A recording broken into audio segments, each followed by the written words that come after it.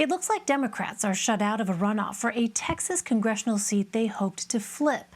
Texas's 6th congressional district in the Dallas-Fort Worth suburbs has been solidly Republican for a few decades. But in 2020, then-President Trump won by just 3 points.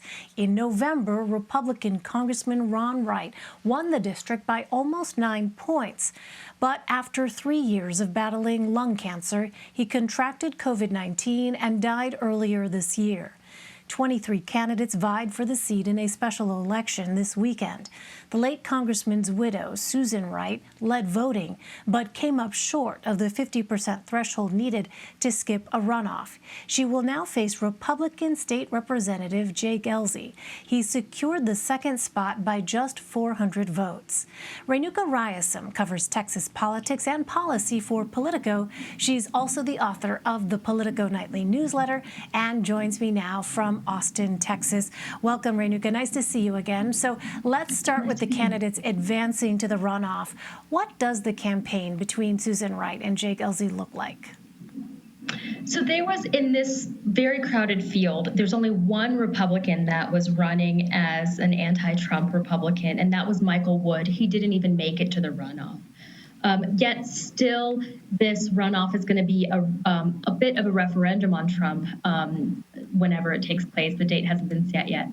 So Susan Wright, the widow of Ron Wright, scored Trump's endorsement shortly before this election, just this past week.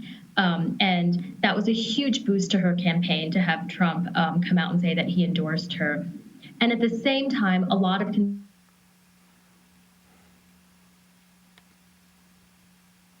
conservatives are painting Jake Ellzey, her opponent. Ted Cruz has come out against him. But Jake Ellzey has been a very formidable fundraiser in this race. I think he outraised all of the other opponents in the race. And so that's what it's going to come down to, whether Jake Ellzey can convince voters in this district that he's conservative enough. And with Trump's endorsement, I think Susan Wright here has a bit of an advantage heading to the runoff.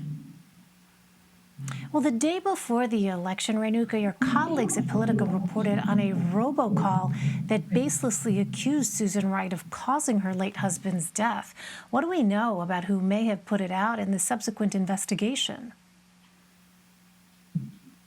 So we don't have a lot of details yet. The reporting just came out Friday that Susan Wright had reported to federal officials. There was this robocall. It's a woman's voice saying that she contracted COVID in order to infect her husband and murder him, and that she bought this life insurance policy. It's pretty outrageous. I mean, there's a crowded field, nearly 24 candidates running. Maybe one of their campaign operatives did it. Maybe somebody else who is against her personally did this. It's hard to say right now. We don't have many details from that investigation yet, and they're still trying to figure out who did this. Jake Ellzey did come out against the calls and said that they were disgusting and widely condemned them, and so did a lot of the other front runners in the race. They pretty widely condemned these calls, and there haven't been a lot of details quite yet, but the federal investigators are working on it, and definitely going to see more details, I think, coming out in the next few days and weeks. Well, this special election was a target for Democrats since President Trump's win there in November was by just 3 points. Yet Mr. Trump ran about 6 points behind Ron Wright did before his death. So was the race ever really in play for Democrats? I don't think so. This is a district that's been in Republican hands since Phil Gramm switched parties from Democrat to Republican in 1993, and that was to hang seat. And it was held by Joe Barton for a very, very long time, and then Ron Wright, won. And I traveled this district in 2017 when Joe Barton was a representative, and it's a very rural district. It includes parts of suburban Dallas and suburban Fort Worth, and those are definitely trending more Democratic. But for a large part, this is a district that been solidly conservative, and I think the narrow results show that there's definitely power Democratic suburbs in those in this district shifting. But it's, it seems like it was, I think for me, when I was looking at this race, Janelyn Sanchez is somebody, she's the Democrat who came in third and didn't make the runoff. She ran in the 2018 election and didn't win and was pretty widely beaten by Joe Barton. And this has just always seemed like a Republican district. It would have been, under any circumstances, a tough pickup for Democrats, but certainly in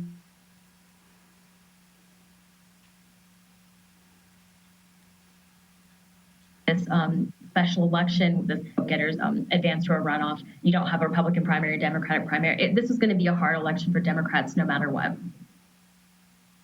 Well, we spoke earlier, Renuka, about more swing district Democrats announcing their retirements. What does the next wave of elections look like in Texas with the GOP-controlled redistricting process around the corner?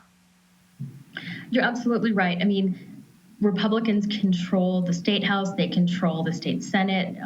Republican Governor Greg Abbott sitting in a governor's mansion, which means that they're going to draw districts that are going to be to their advantage. And that's going to be a huge boost to Texas Republicans. And then there's also census data that still needs to be processed, but Texas looks like it's going to pick up another 2 congressional seats in the next process. Those are likely to be Republicans. And Democrats have really struggled in recent years to sort of capitalize on the changing nature of Texas, the fact that there's so much in-migration, the fact that there's so much growth, becoming a majority-minority state. Republicans have been really successful at reaching out to Hispanic voters in South Texas, for example. And with the redistricting process, they'll likely be able to hang on to a lot of the seats that they already have and figure out ways to maybe capture new seats. And so, and it's a midterm election that always favors the party that is not in the White House, which is the Republicans. So, I don't know that things are looking great for Texas Democrats right now. But at the same time, like I said, a lot could change between now and 2022, November 2022.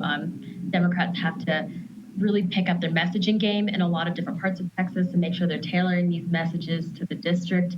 They're going to have to do a lot of work in getting candidates that are winnable in these districts and putting money and funding these campaigns. And so it's not to say that it's a lost cause, but it's looking very likely that that Republicans will maintain the congressional majority in Texas. And they certainly have the upper hand and all the advantages right now. All right, Renuka Rayasam. Renuka, thank you very much. Thank you.